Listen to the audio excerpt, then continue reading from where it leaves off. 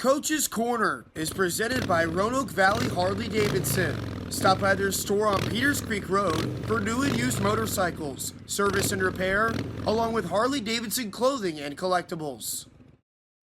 Hello and welcome in to another episode of Coach's Corner. I'm Mitch, Stewart, and this morning I'm joined by Dawgs head coach Dan Bremner. Dan, thanks for joining me. Yeah, of course, Mitch. The Dawgs last week, they end up having 2 games here at home after a lot of road work here in the past few weeks. You guys got Fayetteville here on Thursday night, a nice 1-0 shutout win for you guys, and then a 3-1 defeat against Macon here at home on Saturday. Let's start back on Thursday. That game ends up being a little bit more defensive, a little bit more gritty, but you guys were able to pull out the 1-0 result. What did you see from your team on Thursday night as far as how you guys were able to get to that 1-0 shutout win here against the Marksmen? Yeah, I think if you ask anybody on our team, it was another night where I don't like our energy in that game. I thought for portions of the game we were out-skated, we were out-executed. We had opportunities to make plays, opportunities to finish plays, and just not quite dialed in. And luckily we had Rotobush back there who had a huge night for us. He made timely saves, he made big saves, and we had just enough to kind of pull us through the finish line with enough guys going. And obviously, Acosta getting that goal, we're all pumped for him. Being on with Fayetteville last year and scoring the game winner like that is pretty cool. But at the end of the day, our message out of that one was that we know we need better. Saturday night, you guys get off to that red hot start. You scored just 10 seconds into the game, and then feels like Macon kind of able to work themselves into the game. They end up having a couple of really nice goals in the first period, and then the push in the third period just a little bit too late for you guys as you weren't able to find the tying goal. What did you see from the team in that game against Macon on Saturday, or maybe what did you see from the Mayhem as they were able to come out and get a big win against you guys here at the Doghouse? Yeah, they're playing desperate hockey right now, and I think down the list their players were faster, better, more heads up. They just in every way they were out competing us, which is super disappointing. And it comes back to the same message from our Thursday night game. I don't think we played well enough that we should have won on Thursday. Sometimes you pay the price another night, and we did on Saturday. And we're looking back at our last 4 home starts, and we have 3 games that we are not happy with at all. Even though we're getting a couple wins mixed in there, 3 out of 4, 75%, we just don't have energy, we don't have jam, and we continue to kind of figure out why that is. We're playing well on the road, we have energy on the road. Now we're coming back to Berglund, best fans in the league, and big crowds and energetic fans, and we're not showing up for them. So, this week is going to be a ton of focus on, again, what we can do to make sure that we are bringing energy every game, whether it's preparation before the game or in game, how we adjust our play style to make sure that we're high energy all for 60 minutes. We briefly discussed it on Saturday when we were talking about the third line and how they've been able to really settle in and find some chemistry with each other with Tim Manning, Christian Acosta, and Andrew Stacy here in the past couple of weeks.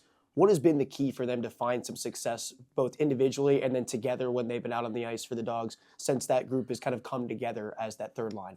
Yeah, those guys, were probably 3 of our best on Saturday night, which no knock on them, but if they're our best, it's going to be a tough night for us. We need our top guys stepping up. But no, like I said, Stacy continues to kind of step into his own, get confidence. It's good to see him with more puck plays.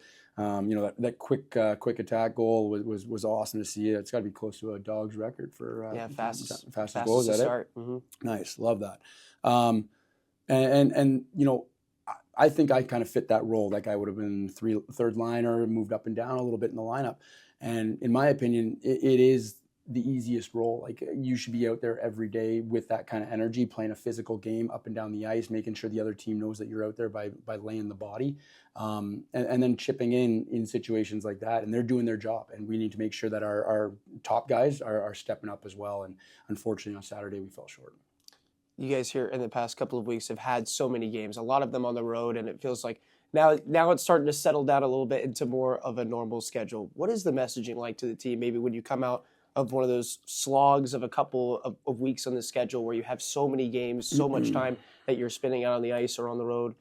What is the messaging to the team now that it is kind of settling back into a normal schedule and maybe you can find a bit of a rhythm? Yeah, rest is coming is kind of the message. We've been battling, and as much as you preach we're getting rest, you're fine on the road, but the long bus trips and everything, it wears down your body, it wears down your mind. So we have rest built in this week. We have rest coming up after our game on Saturday. So it's kind of stay the course, push through.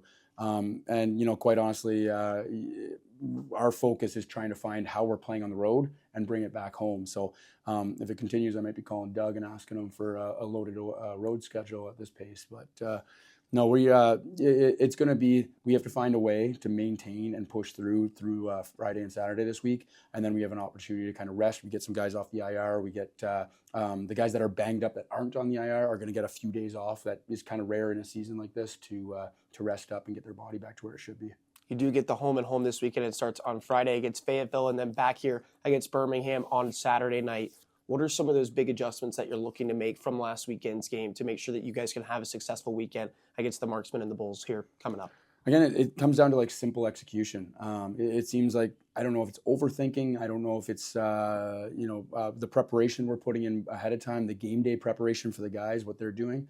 But there's things that we hammered during a week. We spend 50% of our practice time on a certain aspect of the game, and then we come out for a period and a half where nobody's in the right spot, nobody understands, or nobody's thinking it, and then we lose that advantage that we might have had because if we're on the same page. So it's going to be making sure that it's a focus on us. I know we're 21 games in, going into 22 here, where we're still making sure that we have to show up the right way. When we show up the right way, we're in every game and we have a great opportunity to win every game. When we're not prepared, when we're mindless going into the game, when we don't have that jam, it's a coin toss to see what team's going to kind of take over. Well, Dan, thanks for your time this morning. Best of luck to you this weekend. Absolutely. It's going to do it for this episode of Coach's Corner. The Dawgs on the road on Friday. There is a Bud Light watch party over at Bubba's 33 if you want to go catch the Dawgs taking on the Fayetteville Marksmen away from home. But Roanoke is back here at the Doghouse on Saturday as they will host the Birmingham Bulls for Teddy Bear Toss Night. Make sure to bring those stuffed animals and make sure that you're here at the Doghouse when the Dogs host the Bulls.